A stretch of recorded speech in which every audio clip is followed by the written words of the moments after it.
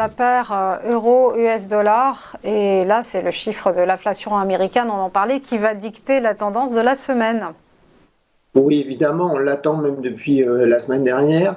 Donc, après le rapport sur l'emploi explosif qui est américain, donc, qui est sorti vendredi il y a 11 jours, se sont rajoutées les tensions sino-américaines, hein, et ça a pesé donc, dès le début de la semaine dernière sur la paire. Et elle est donc revenue au plus bas, elle a terminé vendredi au plus bas de la semaine, hein. Alors, pour l'anecdote, ce matin, on a le ministre des Affaires étrangères chinois qui vient d'annoncer que les USA ont eux aussi fait voler des ballons 11 fois sans permission au-dessus de la Chine, hein. Alors maintenant, et sauf nouvel élément, j'avais envie de dire sauf nouveau ballon, cet événement géopolitique devrait quand même passer en arrière-plan. On a bien vu que Biden voulait quand même tempérer, je dirais, l'aggravation, malgré le fait que Blinken ait annulé son rendez-vous, vous savez, dimanche dernier, hein. Donc oui, c'est l'inflation qui va dicter la tendance de la semaine. Alors maintenant, il ne faut pas oublier aussi la guerre en Ukraine qui pourrait ressurgir.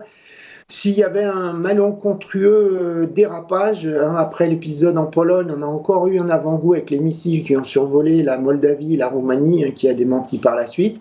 Poutine a besoin d'un succès pour le 21 février, hein, date à laquelle il a prévu de s'adresser à la nation.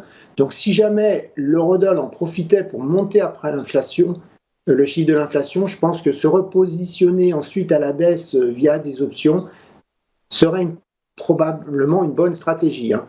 Alors, si on regarde à moyen terme, la banque américaine Goldman Sachs pense que la tendance du dollar reste baissière et qu'il y a encore des meilleurs niveaux d'entrée qui sont possibles à court terme, hein. D'ailleurs aussi, on peut penser que la surperformance des actions européennes va continuer de supporter la perte de devises à moyen terme. Alors, qu'est-ce qu'on a comme support? On a un 0,630-40, hein, c'est le plus haut de juin dernier.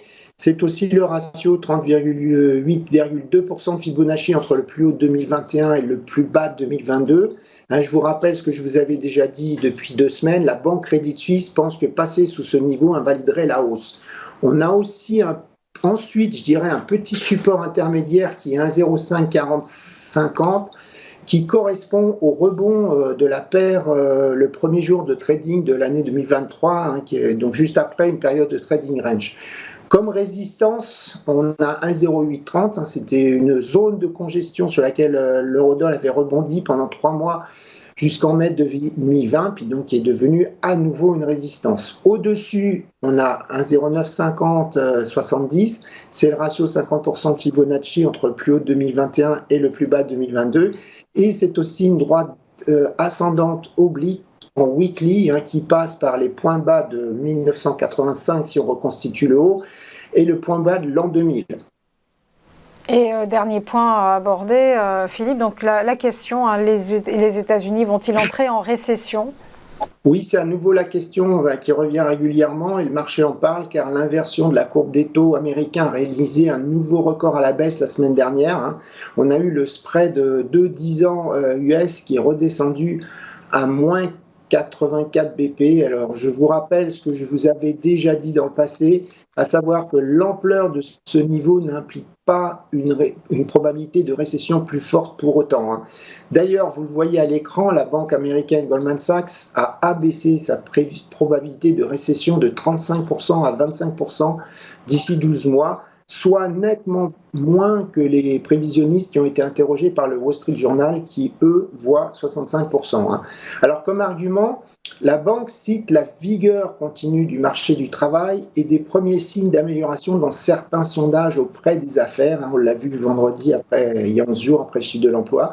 Alors, pour abonder, le premier argument de la banque sont les licenciements pour abonder, je voulais dire, le premier argument de la banque, il y a les licenciements dans les entreprises de technologie, hein, qui ont dû paraître élevés pour certains traders, hein, 100 000 emplois de perdus, sauf que dans l'absolu, le montant total de licenciements en janvier de chaque année tourne autour de 2 millions aux USA, hein. Donc il faut relativiser puisqu'en fait, il y a beaucoup d'emplois dans les petites entreprises, hein, ils sont plus nombreux.